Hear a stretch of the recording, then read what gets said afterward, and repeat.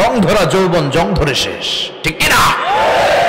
এই দুনিয়ার পুরো জীবনটা এটা হচ্ছে লালসাময় একটা জীবন, লোভ, মরিচিকা, মায়াজাল।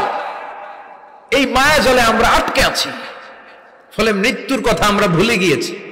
পাগলের মতো ছুটছি, আরো টাকা লাগবে, আরো খ্যাতি লাগবে, আরো যশ লাগবে, আরো দাপট লাগবে। আমার এত টাকা দিয়ে কি হবে? এত সম্পদ দিয়ে কি হবে? এত ব্যস্ততা দিয়ে কি হবে তোমার? স্টপ, থামুন, অনেক হয়েছে। আন্না, থামুন, take a rest, take a breath and think about death. Think that you have to go back to your Lord. একটু বসেন না, একটু ভাবেন যে আমাকে চলে যেতে হবে, চলে যেতে হবে। এই কোলাহল, এই ব্যস্ততা, এগুলো থাকবে, থাকবো না আমি। সাইয়েদনা ওমর ফারুক বলেছেন, মুতু ক্বাবলা আন তামুতু, মরার আগে একবার মরো। হাসিবু ক্বাবলা আন তুহাসাবু আলাইকুম, তোমার হিসাব নেওয়ার আগে তুমি একবার নিজের হিসাবটা করো না। কাগজ বের করে একটু লিখো না কি কি ভালো কাজ করছিলা, যেগুলো দিয়ে নাজাতের ওসিলা হতে পারে। 1 2 3, আর কি কি আকাম কুকাম করছো দেখো না, লিখে দেখো তোমার অবস্থাটা কি। মরার আগে একবার মরো। মরার আগে খাটের মধ্যে শুয়ে শটান করে চোখ বন্ধ করে একবার মরার ভান করে দেখেন কেমন লাগে। চোখটা বন্ধ করেন আর ভাবেন আপনি নাই, কি কি হতে পারে ভাবেন। আপনার ছেলে মেয়েরা কান্না জুড়ে দিবে, আপনার প্রাণের স্ত্রী বিলাপ শুরু করে দিবে, বন্ধু বান্ধবের চিৎকার আর মাতম, স্থানীয় এলাকার মসজিদে ঘোষণা, অমুক এলাকার নিবাসী অমুক ভাই অমুকের ছেলে অমুক দুনিয়ায় নাই। সব আত্মীয়রা চলে আসবে, ফেসবুকে স্ট্যাটাস দেয়া হবে, সবাই সবাইকে জানাবে বিকাল 4টায় অমুক হাই স্কুল ময়দানে আপনার জানাজা। ছুটে আসবে, সবাই ছুটে আসবে আপনাকে শেষ বিদায় দিতে, গুড বাই জানানোর জন্য, আল ওয়াদা, বিদায় জানাতে আসবে সবাই। 4 তাকবীর দিয়ে আপনার জানাজা হবে, অশ্রুসিক্ত জানাজায় আপনার বিদায় হবে।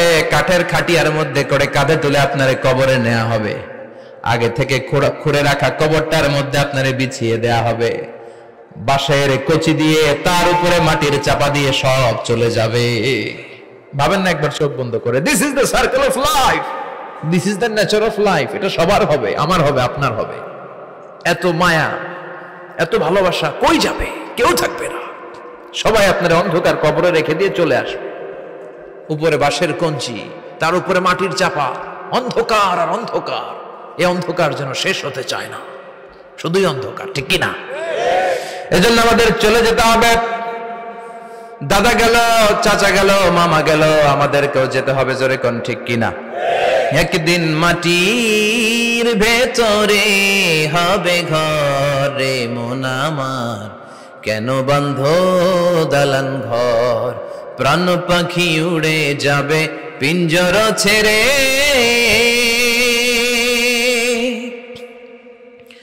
ধরা ধামে সবই রবে, তুমি যাবে চলে। বন্ধু বান্ধব যত, মাতা পিতা যারা সুত, সবই হবে তোমার পরে। মন আমার কেন বন্ধ দালান ঘর, একদিন মাটির ভেতরে হবে ঘরে মন আমার, কেন বন্ধ দালান ঘর, ঠিক কিনা? সব করে থাকবে, চলে যেতে হবে আমাদেরকে। এজন্য আখিরাতের কথা যেন আমাদের স্মরণ হয়। বিশ্বনবী বলতেন, নাহাইতুকুমান জিয়ারাতিল কবুর, আমি তোমাদেরকে কবর জিয়ারত করতে আগে নিষেধ করতাম, কিন্তু এখন নিষেধাজ্ঞা প্রত্যাহার করে নিলাম। এখন সব সময় তোমরা কবরের সামনে যাবা আর জিয়ারত করবা। কবরস্থানে জানতো বড়ুয়া কৃষ্ণপুরের এই গ্রামের কবরস্থান আছে কোন দিকে? পূর্ব দিকে আছে, গোখরার জলের ওদিকে। যান আপনারা, একটু যাবেন, একটু গেলে আখিরাতের কথাটা স্মরণ হবে। ওখানে ছোট শিশুরা শুয়ে আছে, কিশোর যুবকরা আছে, আপনার মতো তাগড়া যুবক, মুরব্বীরা আছে। এরা এই এলাকায় থাকতো, এরা আকাশ থেকে নেমে আসে না, এই এলাকার সন্তান, আজ নাই। একটা সার্টেন পিরিয়ড শেষে আপনিও থাকবেন না। This is the nature of life, this is the circle of life. ছোট্ট শিশু হয়ে এসেছিলেন, শৈশব, কৈশোর, যৌবন, প্রৌঢ়ত্ব। আগে ছিলেন সিঙ্গেল, বিয়ে করে হয়ে গেলেন ডবল। এরপরে আল্লাহ আপনাকে একটা মেয়ে দিল, এরপরে মেয়েকে বিয়ে দিয়ে শ্বশুর হলেন, এরপরে ওই মেয়ের ঘরে সন্তান হতে নানা হলেন। আর কতদিন? অনেক দিন হলো তো। অনেক লম্বা সময় পেয়েছেন আপনি। Think about death. এবার যাওয়ার কথা ভাবেন, আখিরাতের সামানের কথা ভাবেন, ফিরে যেতে হবে। কি শক্তিশালী যুবক, বার্ধক্য চলে আসলে লাঠি ছাড়া চলতে পারে না। কুচকুচে কালো দাড়ি সাদা হয়ে যায়, দাড়ির শুভ্রতা, বয়সের ভার, রং ধরা যৌবন জং ধরে শেষ, ঠিক কিনা? This is the circle of life. যুবক ভাইরা, এটাই জীবন, চলে যেতে হবে, কেউ থাকতে পারবে না, ঠিক কিনা?